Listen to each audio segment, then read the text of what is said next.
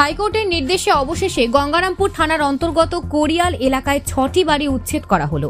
শুক্রবার সকালে national highway authority এবং পুলিশ প্রশাসনের উপস্থিতিতে ঠ্যাঙ্গাপাড়া সংলগ্ন কোরিয়াল এলাকায় 512 জাতীয় সড়কের পাশে বিশেষ অভিযান চালানো হয়।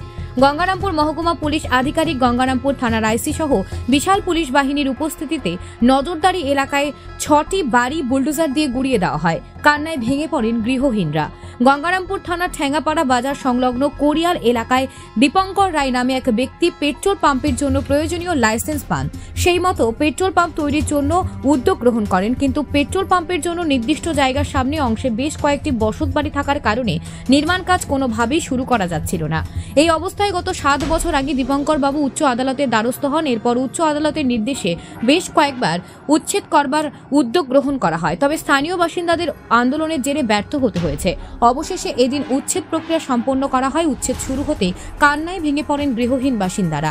এ বিষয়ে গৃহহীন বাসনা রায় জানান, আমি দীপঙ্কর বাড়ি যাবো, আমি কোথায় থাকবো? আমার কোথায় জায়গা আছে রে বাবা?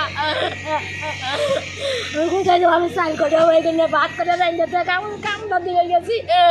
আর একজন কয় দৌড় পড়তে পড়তে আমি আইসি আইসে কি কয়টা জিনিস টানু, আমি কয়টা জিনিস বাই করে ওই বারান্দায় জড়ো করছিলাম, তাও আমার বাই করার টাইমটা দিল না রে বাবা।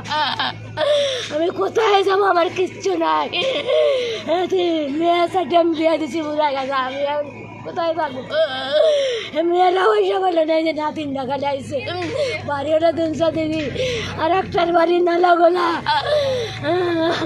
বাড়িতে কয়জন থাকেন আপনি? আর কি আমি আর পাগল নিয়ে থাকি, এক পাগল বুড়া নিয়ে থাকি, আর কেউ নাই। আর কেউ নাই রে বাবা, আমার কেউ নাই। এরপরে কি করবেন তাহলে?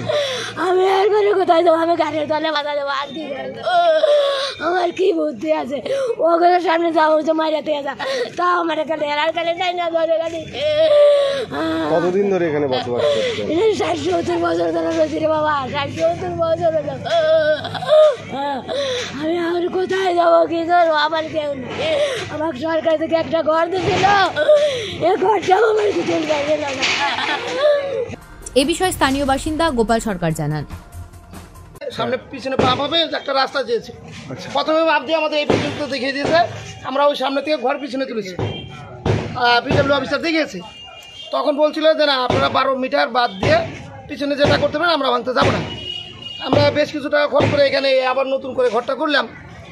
এর মধ্যে 5 দিনের একটা বাচ্চা হলো, এর আগে আরেকটা নতুন চাপ দিল যে না, সব ভাঙতে হবে। বলছে 90 দিন পর একটা টাইম দিল, 90 দিন হয়নি, এখনও 7 দিন বাকি আছে। তো আমরা সামনে থেকে ভাঙা শুরু করে দিচ্ছি, পিডব্লিউ শেষ করে দিচ্ছি। এখন যেটা আছে সরকারি জায়গা, পশ্চিমবঙ্গ সরকারের খাস জায়গা থেকে এখন সেই মানে একটা অরাজকতা, একটা প্রশাসনিক কথা না, এটা একরকম অরাজকতা হচ্ছে। আপনার বাড়িতে কি সমস্যা রয়েছে? মানে সবচেয়ে বেশি সমস্যা একটা 5 দিনের বাচ্চা রয়েছে। আমরা এই অবস্থায় কি করে ভাঙবো? কোথায় যাবো? প্রশাসনিক যাই না আমরা, আইন কতদূর কোথায় কি আছে, কিন্তু এটা তো জানি একটা 5 দিনের বাচ্চা নিয়ে আমরা কোথায় যাবো? তারপর এ বিষয়ে national highway authority assistant engineer Biplab Roy জানান, পুলিশ প্রশাসনের যেভাবে আমরা হেল্প পেয়েছি, প্রশাসনের হেল্প ছাড়া তো এটা সম্ভব ছিল না। পুলিশ প্রশাসনের হেল্পেই আজকে এটা সম্ভব। বিষয়টা কি ছিল স্যার? বিষয়টা ছিল আপনার কোরিয়ালে এই জায়গায় আমাদের একটা পেট্রোল পাম্প হওয়ার কথা, যেটা আমরা এনএইচ থেকে তাদের পারমিশন দিয়েছিলাম, কিন্তু এই এনক্রোচমেন্ট থাকার জন্য সে পাম্পটা করতে পারছিল না, যার জন্য তারা হাইকোর্টে যায়। মহামান্য আদালত সেই অনুযায়ী রায় দেয়। তারপর সেই অনুযায়ী আমরা যা সরকারি নিয়ম সেই অনুযায়ী। স্যার, কতগুলো বাড়ি আজকে উচ্ছেদ হচ্ছে? আজকে 6টা বাড়ি উচ্ছেদ। এটা হওয়ার পরে কি আর কি কোনো উচ্ছেদ আছে না এটাই শেষ? না, যাদেরকে উচ্ছেদ করা হলো তাদেরকে থাকার জায়গা এদের অল্টারনেট প্রত্যেকেরই ব্যবস্থা আছে। আপনি আজকে ঠ্যাঙ্গাপাড়ায় যান, দেখবেন বড় মিষ্টির দোকান, হ্যাঁ, প্রত্যেকেরই অল্টারনেট ব্যবস্থা প্রত্যেকেরই আছে। এই বিষয়ে মহকুমা পুলিশ আধিকারিক দীপাঞ্জন ভট্টাচার্য জানান, কীভাবে হলো আমরা এটা বেসিক্যালি এনএইচ আমাদের কাছে একটা রিকুয়েশন দিয়েছিল, ওটা অনারেবল হাইকোর্ট ক্যালকাটার একটা ডাইরেকশন ছিল এনক্রোচমেন্ট ক্লিয়ার করা। আমাদের রিকুয়েশন দিয়েছে, আমরা ফোর্স দিয়েছি, আমার কাজ হচ্ছে এভিকশন প্রোগ্রাম। এখনো পর্যন্ত স্যার কোনো বাধাপ্রাপ্ত হয়েছে কোথাও? না, সেরকম কিছু ফেস করি। কটা বাড়ি আছে? আমি যেটা শুনলাম 6টা বাড়ি। এ বিষয়ে পেট্রোল পাম্প মালিক দীপঙ্কর রায় জানান, দীর্ঘ আমার 7 বছরের লড়াই, আইনি লড়াইয়ের মাঝখানে বারবার করে হাইকোর্ট অর্ডার দেওয়া সত্ত্বেও প্রশাসন সেই কাজটা এতদিন পর্যন্ত করতে পারেনি। আজকে প্রশাসন সেই কাজটা করছে। জটিলতা কী ছিল? জটিলতা মানে ওখানকার যে সমস্ত লোকজন বসেছিল, তারা কিছুতেই কোনো দিকেই কম্প্রোমাইজে রাজি ছিল না।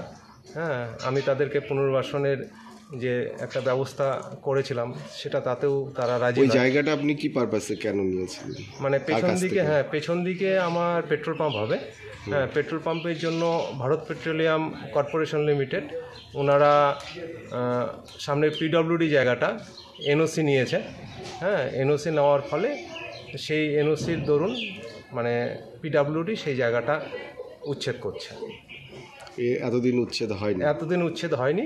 যাই হোক, প্রশাসন এখন উচ্ছেদ করাতে আমি যথেষ্ট খুশি। এবং কবে থেকে কাজ শুরু করবেন তাহলে পেট্রোল পাম্পে?